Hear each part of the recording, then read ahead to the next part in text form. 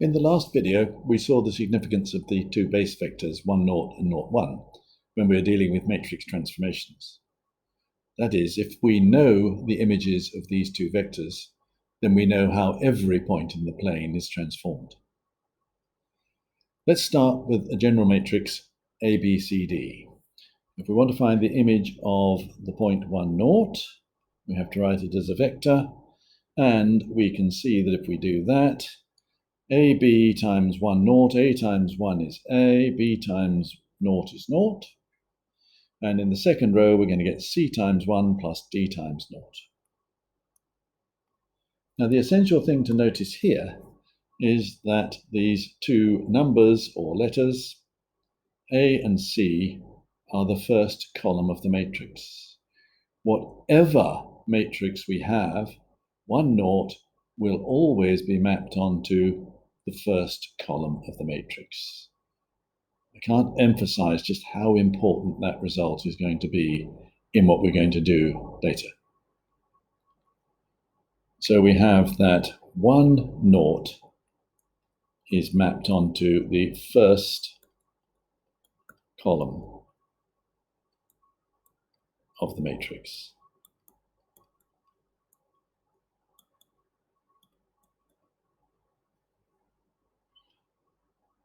Okay, now let's have a look and see what happens to 0, 1. If we have 0, 1,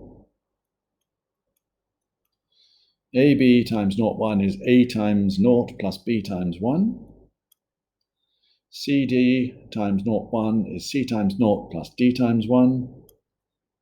And in this case, we have that 0, 1 is mapped onto BD, and BD are the letters or the numbers in the second column of the matrix. So 0, 1 is mapped onto the second column of the matrix.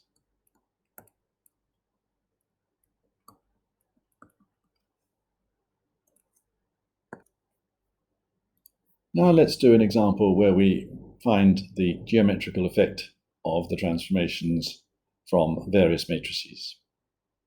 The first one I want to look at is the matrix S, 3, 0, 0, 2. Well, we need to know, where does 1, 0 go to? 1, 0 goes to the first column of the matrix. The first column is 3, 0. We can draw that on our graph if we do that. So we have that A dashed is at 3, 0. So A goes to A dashed under that one. Let's look at what happens to 0, 1. 0, 1 will be mapped onto the second column of the matrix, which is 0, 2. So let's put that on our diagram. Let's go from there up to there.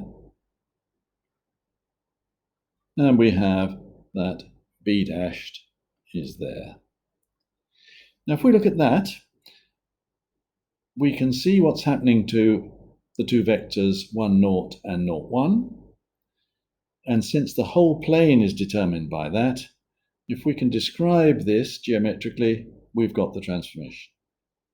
Well, A has been stretched a factor 3. So OA has been stretched to OA dashed. OB has been stretched a factor of 2. So this is going to be a two-way stretch. S represents a two-way stretch factor 3 parallel to the x-axis and factor 2 parallel to the y-axis. So if you want to find out what geometrical transformation is represented by a matrix, then the simplest way to do it is to look and see what happens to 1, 0, what happens to 0, 1, draw a picture and look at it. Okay, let's look at the matrix T now. -1, 0, 0, -1. Right, in the same way, we want to find out, first of all, what happens to 1, 0. 1, 0 goes to the first column. First column is -1, 0. And so we can look at where A dashed is. A dashed is at -1, 0. And so there is the vector A. It's not quite good enough. That, I hope, is better. No, it didn't work. That's better. And so we have A dashed is there. Well, at the moment, we don't really know what's going on. We could reflect A in the y-axis to get to A dashed. We could rotate A through 180 degrees about O to get to A dashed. So not until we find out what happens to B can we be certain what the transformation is going to be. So let's look at 0, 1. 0, 1 is mapped onto the second column. Second column is 0, -1. Okay, let's look at what happens there. We have B, except that's a little bit untidy. Let's draw a tidier one. And let's try and smooth that up. Not having, that's better. So there we have B dashed down at the bottom at 0, -1. Now we should be able to see what's going on. How can we get A to A dashed and B to B dashed with the same transformation? Now T must represent, in this case, a half turn or a rotation through 180 degrees about the origin. So we do have to look at what happens to both A and B, but we don't need to look at anything else. Once we know what's going on with A and B, we know what's going on with every single point in the plane. Well, let's look at the third one. This was the matrix U, 0, -1 in the top row, and 1, 0 in the second row. Same as before, what happens to 1, 0? 1, 0 goes to the first column of the matrix. First column is 0, 1. So in this case, we're going to have A is mapped onto 0, 1. So A, I've drawn it just parallel to the other one so that it doesn't cover it up. And so B, oh, that's a bit crooked. It's not supposed to be crooked. That looks better. So B and A dashed are actually at the same point. That red line should be on the y-axis. What happens now with B? B is 0, 1. That goes on to the second column, -1, 0. So B maps to -1, 0. B maps to there. We get A goes to A dashed. B goes to B dashed. The only thing that's going to do that is a rotation through 90 degrees or pi/2 about the origin. So U represents a rotation through 90 degrees anti-clockwise about the origin.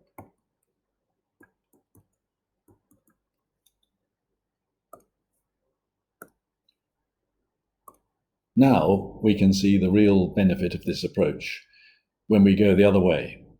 When we start with the transformation, find the matrix. So in this one, we're asked to find the matrix which represents a reflection in the line x plus y equals 0. Well, we've got the line x plus y equals 0 on the diagram. We can see that if we start with A and we reflect in the line x plus y equals 0, A must move down to the point 0 minus 1. So here we're going to have A moving down to this point,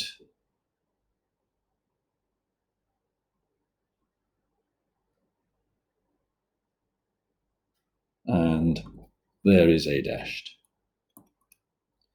But the important thing here is that A is 1, 0, and its image, it's mapped onto the point 0, minus 1.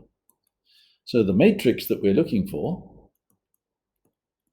must have first column 0, minus 1. That's where this approach really takes off and comes onto its own. We know already what the first column of this matrix is. Let's now look at what happens to B. If we look at B, reflect in the line x plus y equals 0, it'll come down to there. So in this case, we've got B coming to here. Well, it would do if I got the line in the right place. That looks better, near enough anyway. And so B dashed is there. So now we have that 0, 1, which is B, is mapped onto minus 1, 0. So minus 1, 0 must be the second column of the matrix. Makes life very, very easy. 1, 0 goes to the first column, 0, minus 1. 0, 1 goes to the second column, minus 1, 0. Okay, let's have another example.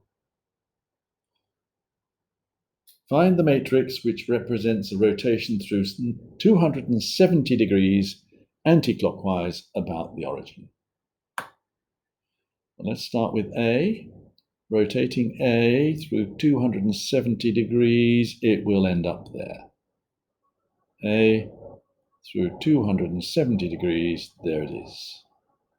So we have A ending up here, and that gives us that the vector is there. And if we look at B, when we rotate B through 270 degrees, 1, 2, 3, it ends up in the same place as A. 270 degrees, whoops, I'm doing something I didn't want to there. 270 degrees ends up in the same place as A, so B dashed is here. And just to be consistent with everything, we can draw the vector B like that. Move that down just a fraction, use it hopefully. So that the purple vector and the red one are supposed to be the same. In this case, what have we got? We've got that A, which is 1, 0, is mapped onto A dashed, which is 0, minus 1. Therefore, if we're looking for the matrix, the first column of the matrix must be 0, minus 1. B, which is 0, 1, is mapped onto B dashed, which is 1, 0. And so the second column of the matrix must be 1, 0. Again, very simple, very easy, as long as you think of 1, 0 mapping to the first column and 0, 1 going to the second column. Now let's look at a third example. I've drawn this one with a larger scale. Find the matrix which represents a rotation through pi by 3 about the origin. So we have A here, rotate through pi by 3. Well, there's two things I want to notice here.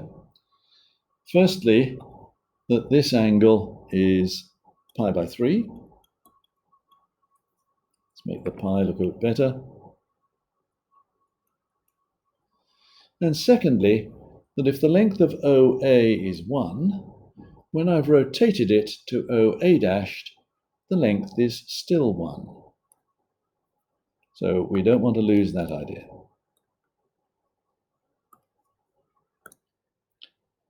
Now, if we look at this right-angled triangle, the horizontal piece at the bottom, this length is going to be 1 cos pi by 3. And the vertical, that's the x-coordinate, therefore, of A dashed, cos pi by 3. And the y-coordinate is going to be that line, which is 1 sine pi by 3.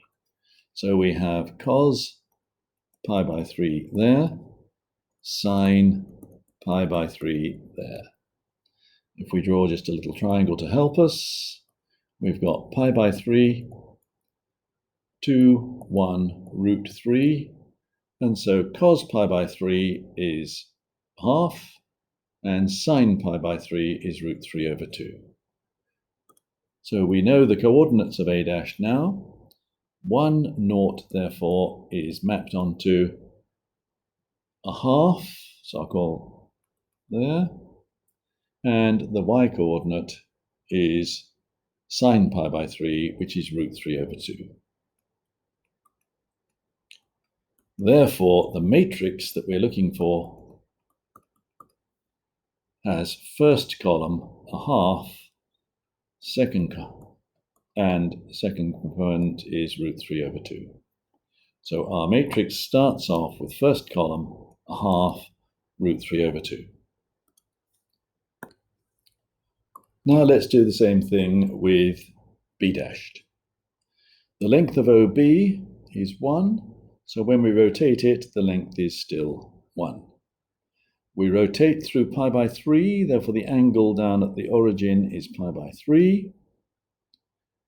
And if we now do a little bit of trigonometry, we get that this length is 1 sine pi by 3.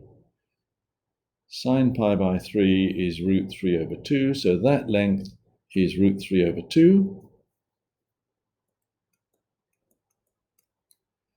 And if we come down here, the vertical part there is 1 cos pi by 3.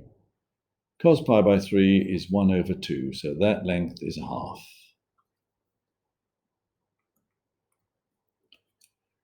This, therefore, gives us x-coordinate of B. 0, 1 is mapped onto the x-coordinate of B dashed is minus root 3 over 2, and the y-coordinate is plus a half. So 0, 1 is mapped onto the second column of the matrix. We now know what the second column of the matrix is, minus root 3 over 2, 1 over 2.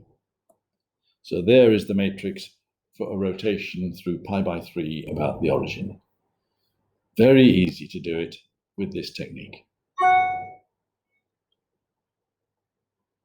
You'll find this in your textbook FP1